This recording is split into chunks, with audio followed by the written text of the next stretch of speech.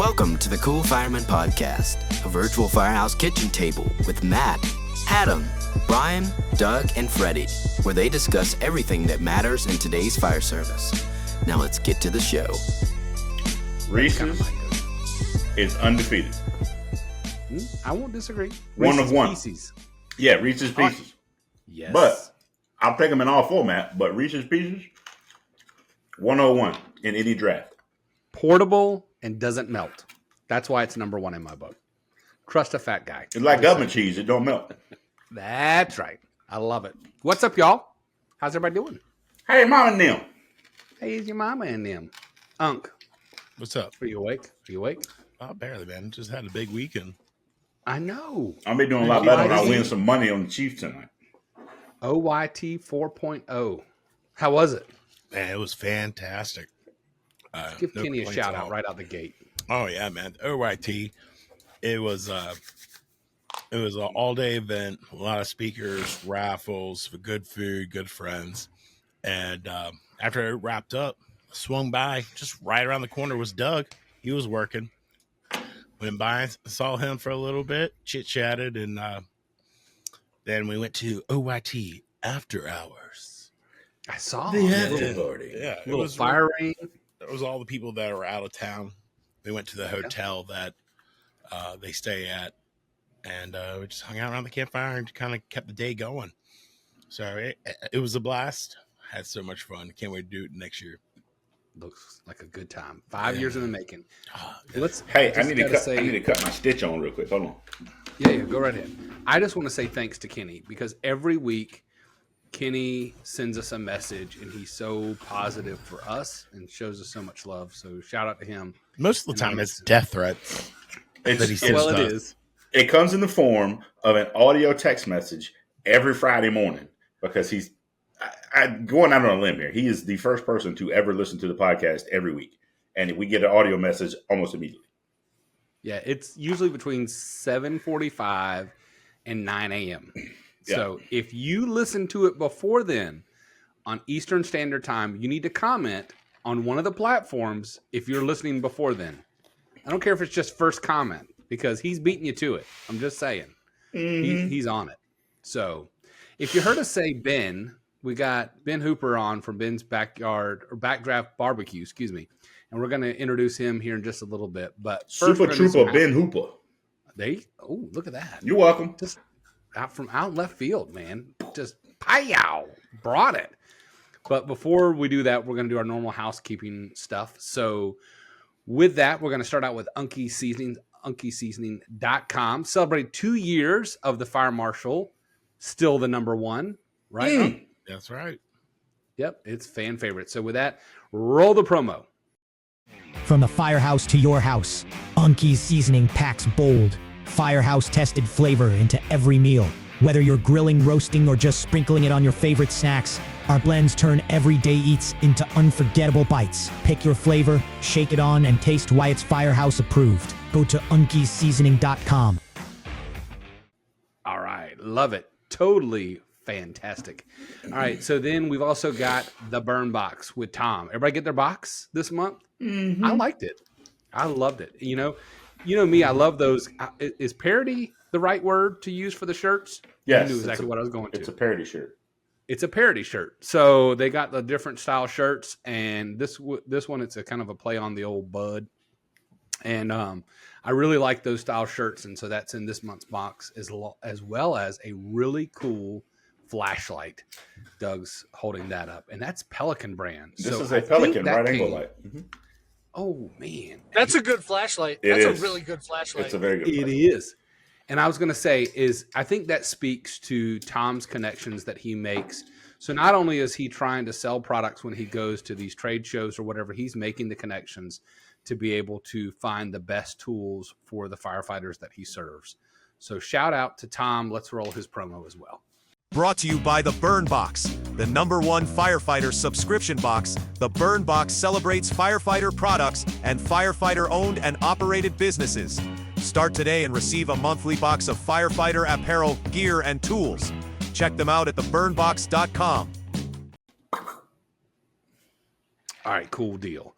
Well, with that, we're going to do a moment of silence. I did not pull up the firefighter fatalities. Anybody know of any that we have had this week?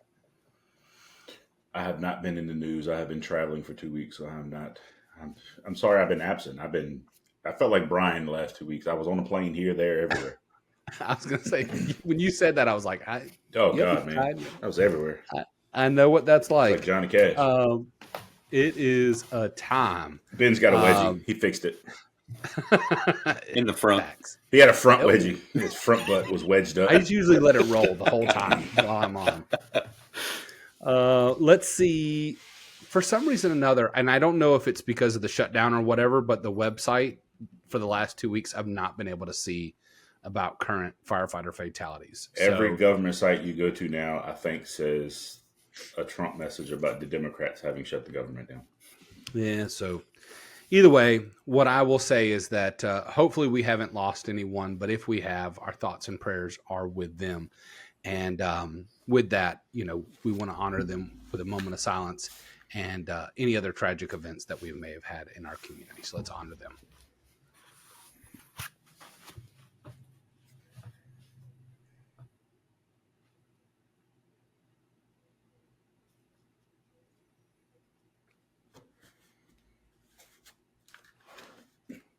Well said, boys. Well said. Well said. How about that sweet Coors hat I found at Target, dude? Look at this thing. At Target? At Target. I love it. Target of all places. You like my IAAI? Well, you can't see it. I got a nice IAAI, International Association of Arson Investigators. It's a nice, comfy sweater. Nerd alert. Here we Nerd go. alert. I knew you were going to say it. 6.5 minutes in. Here we go. I can't help it. It's just I know. the way I am. It's in your blood. Copious amounts of water. Copious amounts of water.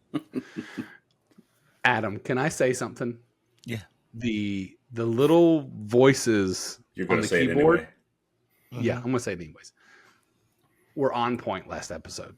So when I went back and listened to it, my son and I listened to it, and we seriously laughed so much with the little, I don't know what you'd call it. What are those called? Like little voice cues or whatever they're called.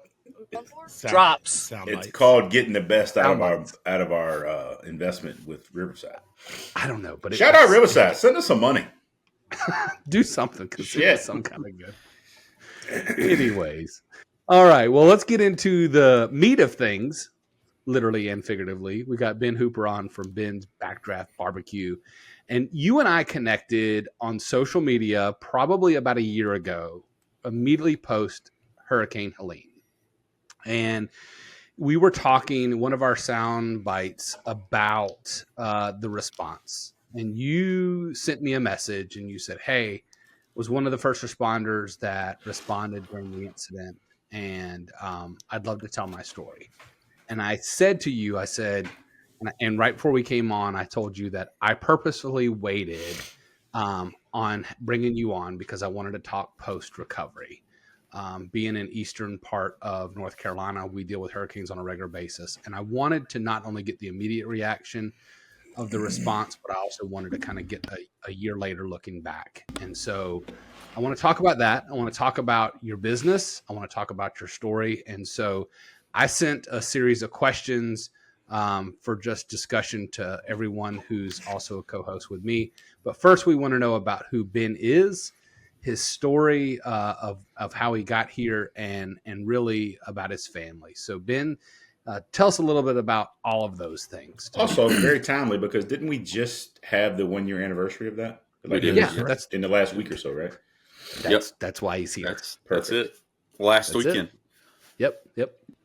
So first and foremost, I'm from Waynesville, North Carolina. It's as far west on Interstate 40 as you can go in North Carolina. Is that near Mebane? No. Far away. I'm closer to Murphy. If you ever hear the term Murphy to Manio, I'm closer to the Murphy side. Born and raised here in the mountains of western North Carolina. As far as I know, my family's been here since people settled here. I have family intertwined with the Eastern Band of Cherokee Indians. My grandma is actually still on the roll of the Eastern Band of Cherokee Indians as well. So, and then on my dad's side from Maggie Valley, a long time ago, from, their stories back from the Civil War. So, I'm not what do they call it? A foreigner. Born and raised in the mountains. Started in the fire service around 2011 as a volunteer at Sahnook Fire Department. Here it's still 100% all volunteer department. Still, I'm a captain there. Still involved there as much as I can be. And started my career at Cherokee Fire Department on the Tribe. Worked there for about 3 years. And after about 6 attempts, I finally got hired at Asheville Fire Department. I was there for about 5 years. Opened the business while I was there. It got to be too much to try to get days off and compete 85 to 90 something other people for days off on our shift. So I went to a little county department in Buncombe County and stayed there for a year as a lieutenant on an engine company. And then I left whenever I was turning down more business than, it was the right move at the right time. Little did I know what the next year had in store for us. So, left West Buncombe Fire Department and stayed part-time at Waynesville and Woodfin. Still currently part-time at both of those departments. Been doing that for almost 2 years as part-time. Still volunteer at Sahnook Fire Department. Me and my wife got married in 2018. And then we had our first kid in 21, Hayes. She's a nurse, works at Haywood Regional Medical Center part-time. And we got another one on the way. So she's about 12 weeks pregnant right now. So yeah, it's been fun. Other than that, I go to Calvary Road Baptist Church in Maggie Valley. We're closed on Sundays if you're curious. And we started out as a food truck, pop-ups to food truck to I say food truck as a term because everybody thinks that a food trailer is also a food truck. We'll be in that category. That's fine. But we have a food trailer, and we opened 2 food trailers and then a brick and mortar. We've been in the brick and mortar since March. So, wow! Congratulations on a brick and mortar. That's awesome. Yeah, Tell me about it. Right? Complete God thing. We were in the right spot at the right time. Met the owner of the building. He had just purchased it. He offered us 2 months of free rent. And Ready, hit the mute button. Rent was just right for the what we needed, and it's been a wild ride since March, that's for sure. So we're currently still trying to run a little bit of the mobile side, but. Well, I want to go and say, I know you're going to give your social information out, but yeah. I think at the end, but I want to say that when I went back and kind of revisited, because like I said, you were on my list of people that I wanted to interview. And specifically, I wanted to come back right at the year-long anniversary. I did a kind of a self-assessment of where I thought you were at based off of your socials. And I could tell you were doing really good because you were doing hey, here's what we have on the menu. You're going to want to come because this stuff's going to run out and da-da-da-da-da. And I'm like, man, this guy's crushing it. And I told, and you guys weren't on earlier, but like I told y'all earlier, Ben came on early and kind of, we went through the housekeeping stuff of guests. And I told him I was up in a meeting in Asheville for the Fire Marshals Association. And I told him, I said, I had his stuff and it is phenomenal.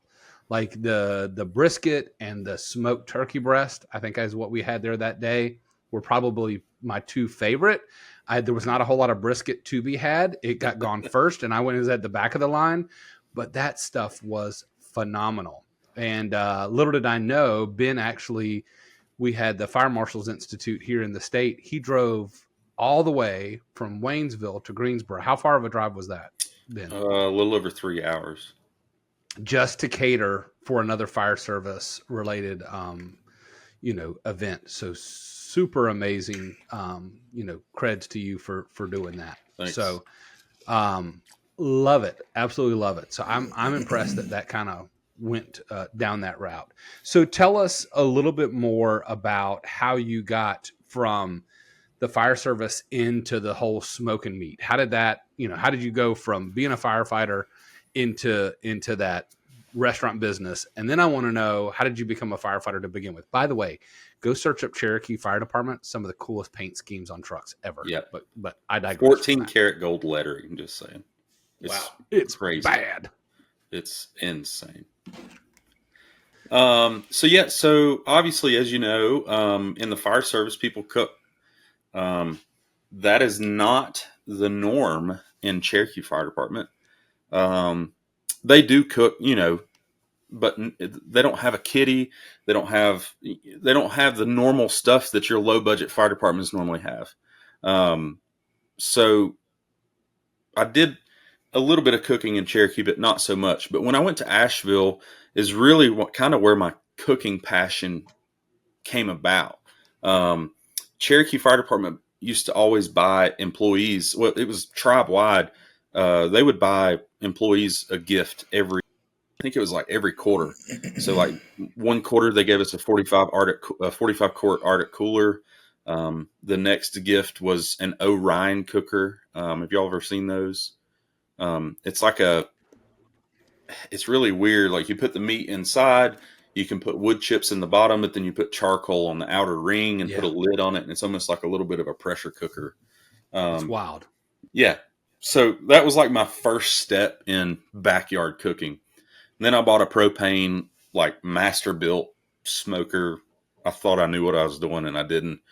And I finally just started researching a lot about barbecue, and that's whenever I bought my first smoker. But the way I kind of gained a passion for cooking was when I went downtown in Asheville. They have a kitty, and meals at the time I think were $6 a piece. There's 14 of us downtown. Whatever that equates to be, $6 a person times 14.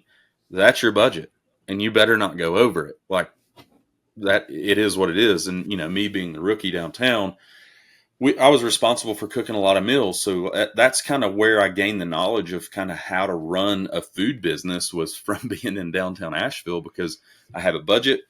What ingredients can I fulfill this meal and feed these hungry firemen that are not small eaters at all, with the least amount of protein as possible, because on the plate, the most expensive thing you're going to buy is protein. So that's kind of where I gained the knowledge, and kind of it was a battle to figure out who could do the cheapest meal, What was your go-to during that time? What did you constantly find yourself going to? Chicken? Mostly chicken and pasta meals, like anything related, like spaghetti. A downtown Asheville staple is chicken pesto pasta. Okay. So that was always a very, very safe meal.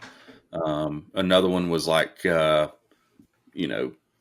could bring my smoker, and obviously pulled pork is cheap.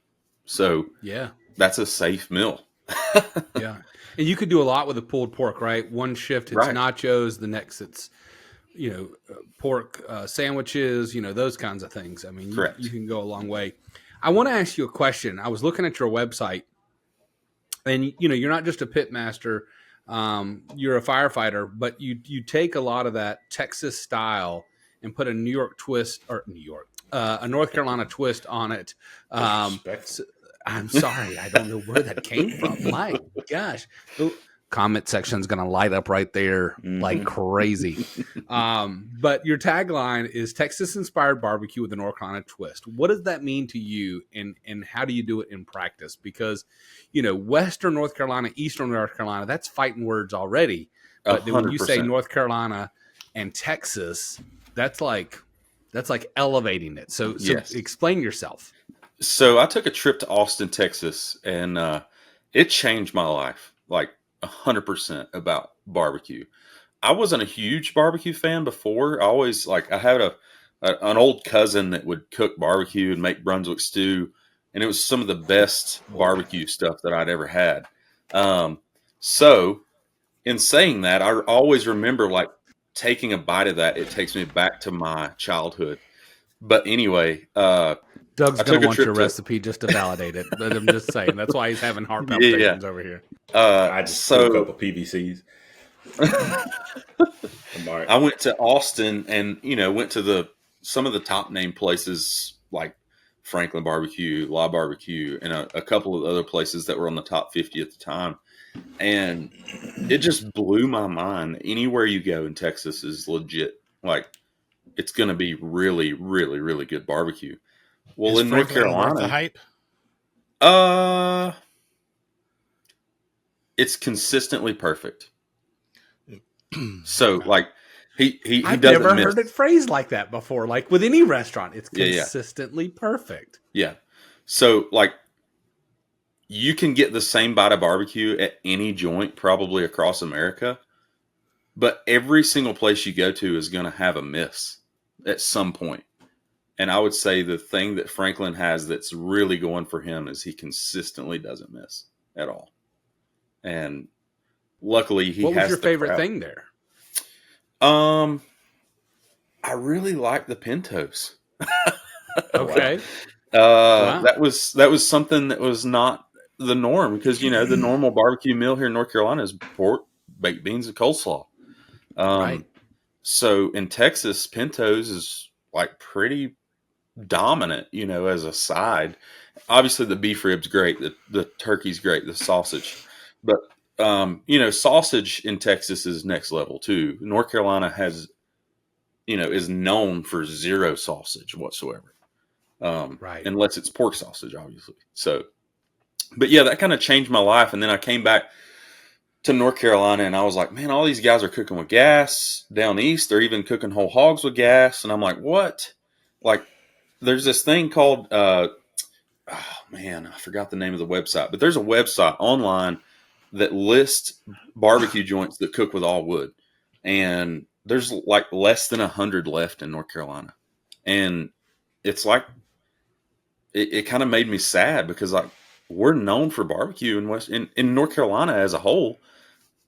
It should be cooked with wood, like no question. So I kind of took that all wood fired offset style barbecue from Texas, came back to North Carolina. We're obviously mostly a pork and chicken state, and kind of took Texas style smokers and we cook pork and chicken on those Texas style smokers is kind of where the North Carolina twist comes from. Now, for your pork, are you vinegar based? No sauce whatsoever. No sauce. The only time that I do sauce on pork is if we decide to mop a whole hog. Okay. And what kind of wood are you using? Probably 85% oak. Here in Western North Carolina, we have white and red oak. Obviously, post oak would be stupid expensive to get here from Texas. So mostly white and red oak. And I live in an apple orchard. So I have easy access to apple wood. And so you're doing a lot of that pork on that. Because nerd alert for the cook on one of the cooks on the show. What are you smoking with your apple? Like, what's your go-to for your apple? It's mostly like where I'm at in the process. So it's not necessarily, it is for flavor. But the way that my smokers are set up, they're so well insulated that if I add a piece of apple, once it catches, it burns so hot that I can leave it for like 4 hours. So that's whenever I bring in the apple. Obviously, there's the apple taste that you get from wood or however you want to explain it. The biggest thing I am is a redneck with a smoker. I'm not classically trained. I'm not any kind of chef. I'm not any kind of pit master. I have I started out not knowing anything, how to do anything whatsoever. Ben, newsflash, you're doing something right, dude. You've got multiple things. True. Like trucks and a brick and mortar. Like, give yourself some grace, dude. You're doing something right. So whenever, however, like, I'm only asking because it's obviously working for you, man. It is. And I think it's awesome. So I love it. I love it. So like rubs is it your own blend that you're using? So we make our rub in house, but it's very simple. Our base is 50-50 blend, kosher salt, 16 mesh black pepper. And that's what we use for every single piece of our meats. And then we hit the top of it with a little bit of seasoned salt, and that's it. We don't do anything fancy, no sugars, no garlic, no nothing. Salt, pepper, little seasoned salt, and that's literally it. And then let the oak smoke shine through. Yeah. And it's 100% wood. So we have a J&R smoker in our smoke shack at the restaurant. We've got a TMG pit out of Knoxville, and that's our big smoker that's a rotisserie. And then we just recently got a traditional whole hog concrete block pit on the front of our mobile pit. All right. I don't know if y'all are wanting to inject some questions, but I got a couple more about the restaurant side of this. I'm good? Just thoroughly enjoying I'm getting hungry. Adam, you look like you were writing something. I should have shipped some stuff first. Yes, you should have. So I got a question of what that launch must have looked like. So like, going from a firefighter to starting your own business to that brick and mortar, like take us through like the excitement, the fear, the adjustments of that. Like, what did that look like for you? Yeah. So it kind of goes back. I'm going to go back to my childhood a little bit. So I didn't grow up very rich or anything. I was actually very, pretty poor. So I didn't really know what it meant to have any kind of savings or money or anything like that. So I say that little portion to say, like, whenever we had $10,000 to spend on a food trailer, I was like, all right, I'm going to spend it. Like, what's the worst that's going to happen? If we're going to lose something or they don't have anything to take, like, cool. I'll live in a single wide trailer, like whatever. So the risk to me was like pretty easy. Now my wife was pretty reserved. So, but it was literally, we had a backyard like trailer smoker that I had traded a dune buggy for, catered a few weddings. And I was like, this could be a business because I was making $11.64 an hour at Asheville Fire Department. So I wasn't, bringing home the dough. So I had to figure out some kind of part-time job. And my part-time job at that point was other fire departments, which if you know anything about, I know you all know I'm preaching to the choir, you're not bringing home any big dough. So I seen all these other guys at Asheville that had side businesses. And that's where it was like, I had an aha moment. I'm like, I'm kind of okay at cooking this stuff. And I think I can kind of make this a business, but to be able to make it a business, I had to have some kind of unit. I didn't know you could do such things as pop-ups out of a tent with a smoker. So I thought I had to have a mobile food unit in North Carolina, which is considered a food truck or trailer. And that's kind of where it started. So with that, and this is the last question I want to ask related to food, because I know we're going at about half an hour and I want to get to the Helene story. How do you maintain that consistency now that you've got, because you said it's perfectly consistent, and your face lit up when you talked about Franklin. And I think that I could see in your face that that's kind of a goal of yours, if it's not already a goal, and it's what you've either have achieved or you're aspiring. So how are you working towards that, or how have you achieved that? So, Dave Ramsey's Entree Leadership System has helped us 1,010%. It's really taught us how to scale, how to make people teachable. And on top of that, the only thing you hear from other business owners is, I can't find help. Well, Dave Ramsey's Entree Leadership System helps you turn that back around on you. And it's 100% most of the time a you problem on businesses. So my biggest goal is to be consistently good, is the biggest thing that we want. We don't want to be the best. We don't want to do anything other than be consistently good and make sure people get more than their money's worth. And if they get those two things, and our 3 core values are God-centered, we cook with 100% wood, and we support first responders. That's it. We're not doing anything else whatsoever. If we can't incorporate those 3 core values into any decision that we do, we're not going to do it. And it's literally that simple. I know it sounds like I just pulled it out of, I can do this all the time, but it took me 4 years to literally learn these skills of how to manage people and how to, we're going to mess up. Like it is what it is. It's inevitable. We're a small business. We don't have a big team. It's about what we do with that mess up that makes us different than other people and where we're at. I love how simple it is, but how important those 3 values are.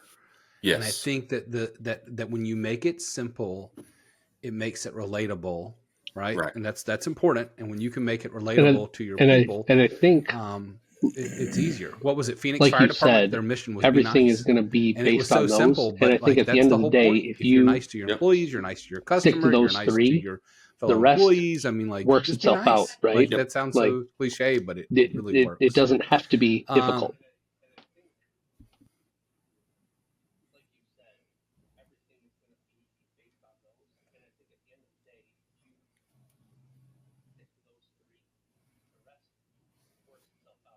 Yep.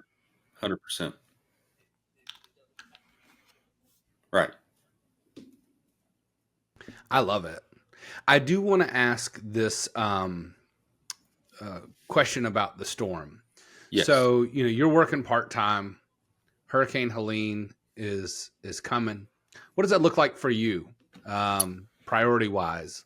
Like, kind of take me through that storm then, and then kind of take it to me with where it's at now. I heard a soundbite recently where someone said, from the news media, they basically said something to the effect of, how was the recovery from Hurricane Helene? And he stopped him and he put up his finger. He said, "You meant to say, how is the recovery? Because it's still going on." Yeah. So tell me about that. Yeah. So we're based on the west side of where the catastrophic damage essentially happened. So everybody west of us received damage, but it wasn't catastrophic, if you will. So Waynesville Fire Department upstaffed boat team, never done that before. It's the first time that they received their Zodiac literally like a week before this storm. And I personally just had a bad feeling of how it was going to happen, because I was like, man, I'm seeing the track of this thing. I really don't feel good about it at all. So Waynesville sent out availability, and essentially all I did was tell our employee we had at the time and my wife, I was like, y'all just sustain the business for a few days. I'm going to the fire department for as long as I need to be there. So I went in on Thursday morning, staffed the boat team. I think I was there for 5 days, something along that line. But I knew Thursday that it was going to be worse than anybody expected. I looked at every single weather station, every single track, and I was like, this is not good. And then we had the precursor rain, which was like 3 days. Everything was already at flood stage. Then the storm happened, and we got like some kind of crazy number, like 10 or 12 inches of rain in 24 hours on top of the 3 days of precursor rain. And I knew, I was working Waynesville Fire Department. We went to bed Thursday night, tried to get a little bit of sleep. Fire marshal went out, checked roads. It was already starting to flood. So we went out about 3 a.m. And I saw the flooding at minor stage, and I knew we were in trouble. I was like, this is bad. So we were in the Hazelwood community. As a matter of fact, Waynesville Station 2 ended up getting some flooding into that station. And there's never been a time that water made it inside the station, and this time it did, obviously. So whenever we put a Zodiac in the water in Waynesville, is when I also had like an awakening moment of like, okay, everybody else in the western part of the state's in really bad shape. So I also knew that we probably weren't getting any more resources either. So I knew it was pretty much us. And the scariest moment probably that I had the whole time wasn't anything physically, mentally, anything like that, like related to the fire service. It was whenever I couldn't reach my family. There was no cell service, no phone service, no radio communication. The second call we went on, that we put the paddlecraft boat in the water and did a high line to get these people out of a house, I dropped my radio in the water. So I had zero communication at 6 a.m. Friday morning. And Waynesville doesn't have a cache of radios. We couldn't talk to nobody. I didn't know what was going on with the rest of our crews. My phone wasn't working. The only time I had radio communication was whenever I was talking on the mobile radio in our truck that was full in boat. So already I was at like an 8.5 because I'm a radio nerd. I really don't like not having a way to communicate. I was on the comms team when I was in Asheville, and whenever I couldn't communicate, I was like, this sucks, like bad. I didn't have a backup radio. I didn't have we operate on a UHF system here in Haywood County. So, I mean, even something as simple as a Baofang, I would have been fine. But I had nothing. I didn't have anything. So we got a few people out. Yes. I was just going to say communications was identified as the main failure point for Hurricane Helene, just because. In fact, our state fire marshal for days, because the Viper system that we operate on for the majority of the state, not all the state, they couldn't communicate. Internet, cell phone was down, and they actually were delivering via helicopter Starlinks. Yep. Just to be able to get resource requests. Shout out Elon. Yeah. Shout out Elon. That's the single thing that helped Western North Carolina. Like, if there was one single item that really helped us, that was it. For some odd reason, though, Waynesville Fire Department never lost internet connection. So I made a post from our business page that said, this is much worse than expected. There's deaths. Like, check on your loved ones. And I actually got a little bit of backlash, and I took the post down because people were like, how do you know? How do you know that's the truth? And I ended up just taking it down because there were so many people like kind of bashing me a little bit, but there was no way for people to know what was going on at all. Wow. So I want to ask this. You and I had talked about, I told you I was going to ask you this question. And I told you my moment. So during Hurricane Florence, you have that moment that it hits you. And yes. I told you, for me, the realness of Florence hit me probably 3.5 days into the 5-day event.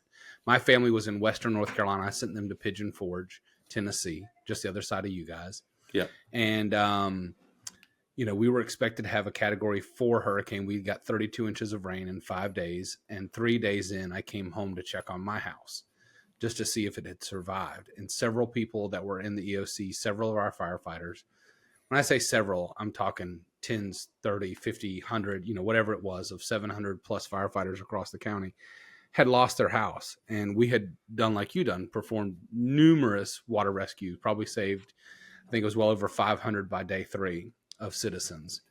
And I walked in my house and expecting to see it flooded. Basically what would happen was, just for everyone's reference, Hurricane Florence was basically a Cat 1 that sat over the community for 5 days. So you had these 100-mile-an-hour winds. It would pull off a shingle or two, and then it would just rain into your house. And so you would have severe water damage. And I was just waiting. It looked okay on the outside, but I was waiting to walk in and just find my floors just covered and drywall everywhere. And I walked in, and it was fine. And I told Ben before we got started, like, that's when it emotionally hit me. The stacked rescues, the making the decision of who got the water rescue team over someone else. Was it Mrs. Jones, who was 85, or the family of 3? You know, Was it the firefighters who had to call a mayday because they almost got swept off? All those things, they hit you. And so for you in that storm, when did it hit you? The realness of it for that kind of that post, that you made. So probably like 3 or 4 days later, my heart said I wanted to stay at the fire department, like as long as I could physically and mentally stay. And that was I probably picked a good time to like leave because I'd been up for a long time after day 4. But I knew I needed to get back in the business because that was what was paying our bills. That's my full-time job. So on day 4, I came back to where our commissary kitchen was at, and both of our food trailers, just like you said, everything was fine. We didn't even lose power, and I felt a lot of guilt. But something that I did, and I don't brag on myself or our business. I'm really bad at that. Something we did that a lot of people did not do is the Monday after the storm. So the storm hit on Friday, I think. Something we did was Monday morning, I called every single distributor that I buy food from, and I ordered like $10,000 worth of food across 2 different distributors. And I said, I'm just going to serve whoever gets to me first. And somehow Cisco out of Knoxville got to me on Monday. I have no idea how. They had to have had to go to Atlanta to get here. Mm-hmm. So for everybody else out there, Interstate 40 was washed into the river. A landslide on the other side of Interstate 40 was blocking both lanes. The north side of Asheville, Interstate 26 was washed into 2 pieces in Tennessee. So literally the only way into Western North Carolina was from Atlanta. And my faith came into play quite a bit. I was like, this is it. I want to order all this food, and this is either it, and we're done in business, or we're going to make it. And luckily, other people got a hold of our story and what we were doing, and people in the community. We were one of the only places open. One thing that I also did was I finally got a hold of my wife and our employee, and I said, both of y'all go to my house. We live up on a hill, and stay there till it stops raining. We're at the headwaters in North Carolina, so there's no water that comes into Haywood County. Everything goes out. So I said, just stay there till it quits raining. And they did, and we opened Friday evening for people. And we gave out what we had. TMG Pits got to me on Saturday, brought me $5,000 worth of food for free. And we gave that out too. And for about 4 or 5 days, we did that. And then I was at the fire department, obviously. My wife and our employee were handling everything. And then I got into the business, and I didn't really know the future of, we couldn't charge people. Nobody had homes. Like people they couldn't pay with debit cards. Like I couldn't charge people. Like that's just not, it was something we couldn't do. So we endured a little bit of pain, which was fine, but we gained a little bit of traction on like Clever. I think it's called Clever and Blade is an Instagram page for cooks. They started sharing our story. The guy that runs the page even brought us like a $5,000 check, and I put our Venmo out there. I said, if people want to donate, 100% of the proceeds are going straight to the people. So that really helped a lot. And I tried to get up with a couple organizations like World Central Kitchen. And we did end up getting up with Operation Barbecue Relief. And I think we did end up getting a little bit of protein from them too. So that's just kind of where we were at. And we sustained that for probably 2 weeks, as long as we physically could. When donations ran out, we had to find a way to do business again. And that's whenever Duke Power came in and they contracted us for a week to feed all of their linemen lunch and dinner for 7 days. And that saved our pets. And then Mission Hospital got up with us the 3rd week, and we were there for 7 days straight. So if it hadn't have been for Duke Power and Mission Hospital, would have been done. So that's God.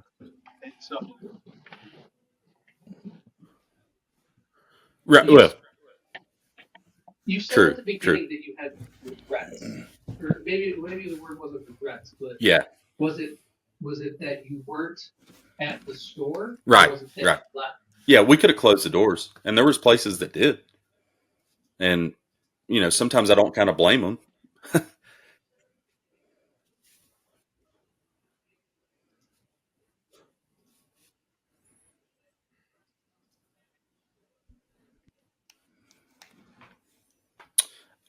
Probably a little bit of both, because like when I was at the fire department, I was worried about the business, but when I was at the business, I was worried about what the fire department was doing. So I was kind of battling with myself both. And I didn't realize how bad the hurricane was until we had a debriefing with a couple of RSS regional responder support services. They came in, their clinicians embedded into the emergency services. And when they came in and did a debriefing, it was like, okay, yeah, that kind of helped a little bit, and I didn't realize that I was kind of holding a lot of that tension until then. Yeah, you don't realize. Hold on a minute, Doug. Go ahead. You mentioned Duke Energy. Yeah. I was in Orlando last week, and I played golf with a guy who's a fleet manager for Duke Energy. That's why this is so fresh in my memory of being a year ago. And we talked over probably 2 holes, which is, 20 minutes of golf. Yeah. Of all they had to do to get there. And you mentioned feeding those guys, and I'm sure he was one of them. So shout out to Adam Smith with Duke Energy, man. He's a good dude. Good guy to play golf with. Unky, you had your hand raised. Did you want to chime in, or what were you thinking, man? I don't know, because that was the last time I talked to Ben, was when he was raising money and Yeah, trying to get out there, and he was telling me all about his supply chain issues. I want to chime in real quick on one last thing related to the storm, if I can. Yeah. And then I kind of want to, I don't know. I'm not worried about time, but I do want to make sure that we kind of keep to our schedule as best as we can. Yeah. So on that, when you guys are looking back now, a year later, what does it look like for you guys? And when I say you guys, I'm not just talking your business. I'm talking the community. I'm talking Asheville. I'm talking the region. I'm talking about what was impacted. Yeah. And how are you guys dealing with the impacts of that now, a year later? So the very number one thing that people need to know about Western North Carolina, Eastern Tennessee, is they're open. The festivals and business in the area that I've talked to other places is down tremendously. Obviously, the government shutdown has a big part to do with the national parks. We have one of the most visited national parks in our back door, but luckily it's open. They have, with donations and Eastern Band of Cherokee Indians, they have decided to fund that, and they're not shutting it down. So kudos to them. And that's the number one thing that keeps our doors open is tourism. We lost every single festival we had in October last year, except for one. And the one that we did have, I was hesitant to spend any money on it because I didn't know if people would show up. But attendance is down in Western North Carolina. And the biggest thing that people need to know, and the governor's done a really good job about this, is Western North Carolina is open. Chimney Rock is open. It doesn't look the same, but the stores and businesses that are there aren't going to survive if people don't come. I love it. So let's go into kind of your lessons learned, if we can. I mentioned this question to you, and I asked you to think on it, and because I thought it was important. If Ben could go back to day one of your barbecue journey and give yourself some advice, what would you give yourself, or what would you say to yourself? Don't let a single person or any organization or anything else whatsoever tell you how you should or shouldn't do anything in your business.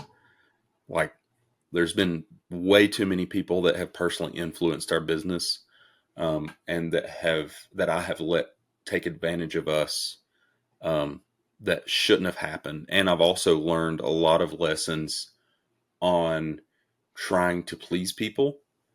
And in return, it did nothing to advance my business or advance my personal life or my family.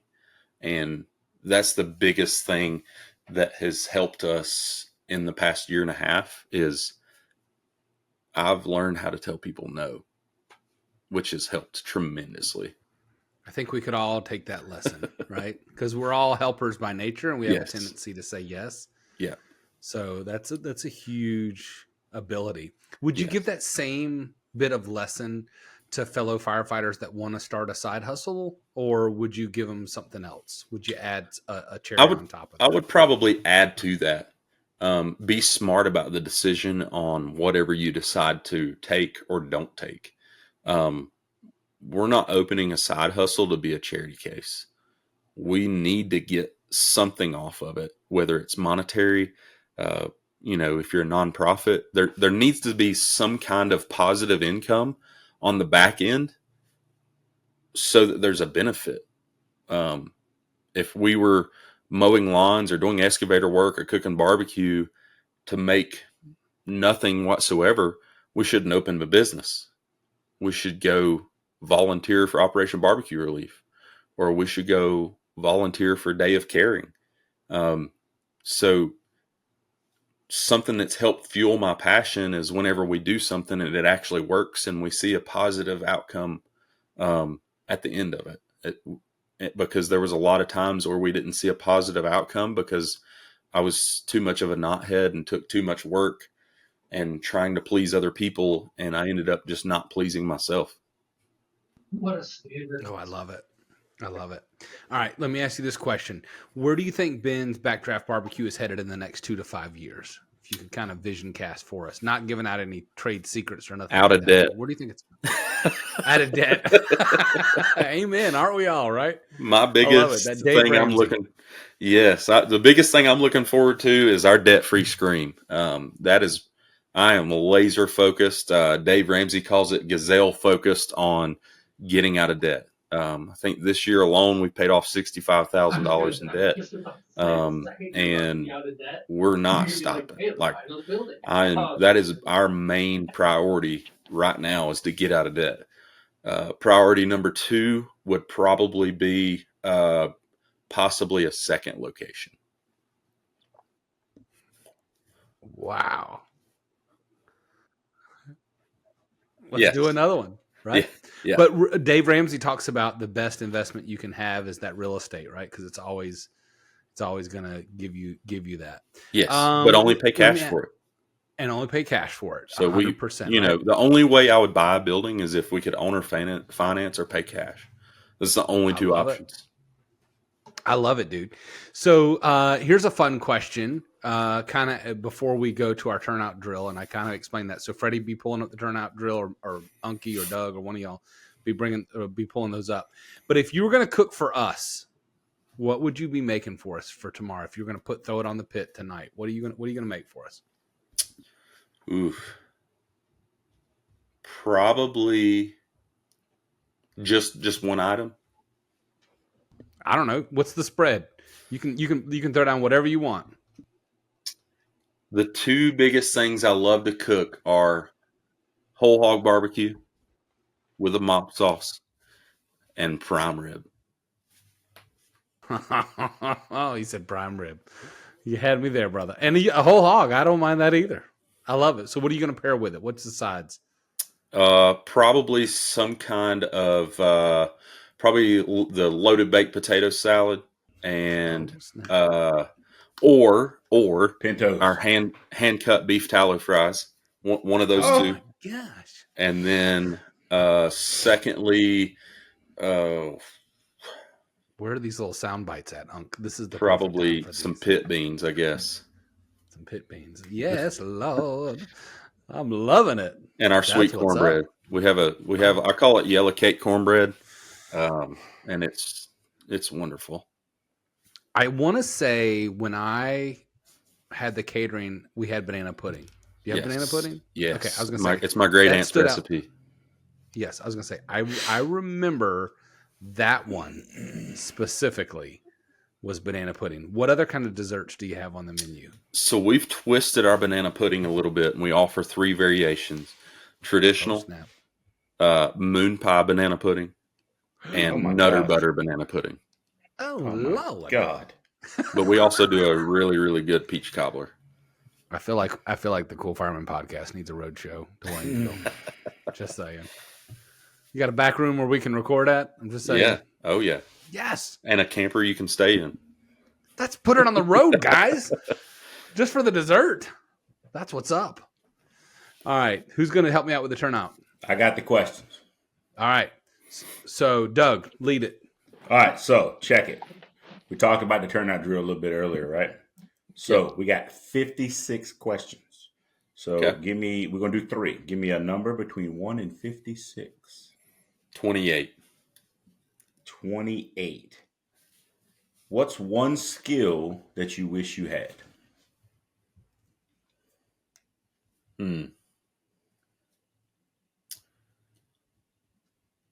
A photographic memory.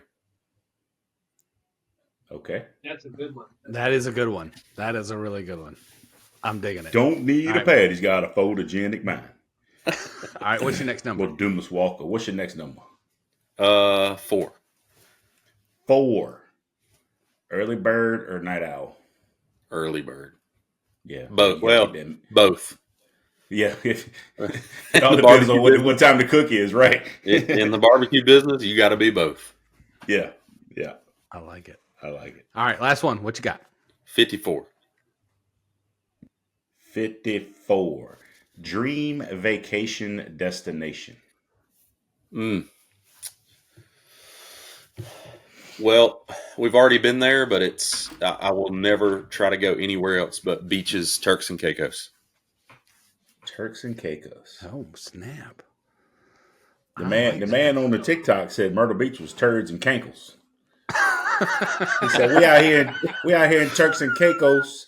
I'm just kidding. It's turds and cankles out here. We in Myrtle Beach. Oh, my mama. Well, I know that I asked all the questions tonight, but I hope y'all got as much out of this tonight as I did. I got hungry. I know that. I got hungry.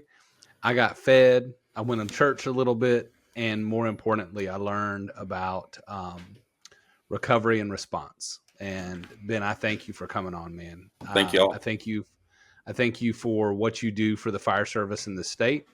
I thank you for what you do. I thank you for your heart. And so I appreciate it so much for what you do. If people want to find you on your social medias, how can they do that? So TikTok, Facebook, and Instagram. As far as I know, our handles on TikTok and Facebook are just Ben's Backdraft Barbecue. I've always been told it's not real barbecue unless it's spelled out barbecue with a C. And then unfortunately, Instagram is Ben's Backdraft BBQ1 because they gave me the handle. I got you. Well, you guys be sure to go follow him. And as always, let's do a call to action. All right, let's do a call to action. So how do you like your barbecue? Sauce or no sauce? That's the question. So in the comments, let's hear it. How do you like your pork barbecue? Sauce or no sauce? Anybody got anything else before Ben sends us out? No, now I need barbecue. Yeah, I'll tell you now. I'll take it either way. I'd rather have it unsauced, but you got to have good barbecue to do that. Yeah, no doubt. People use sauce to cover up bad barbecue. So I love it. Unc, you got anything? You're good to go. All right, Ben, send us out. You're gonna have to help me with that. I want a memory. I completely forgot. Roll it, GG. Roll it, GG. Roll it, GG. Before you leave, hit that subscribe button, turn on notifications, and give these firemen a huge thumbs up. Also, make sure you check out thecoolfireman.com for more. Thanks!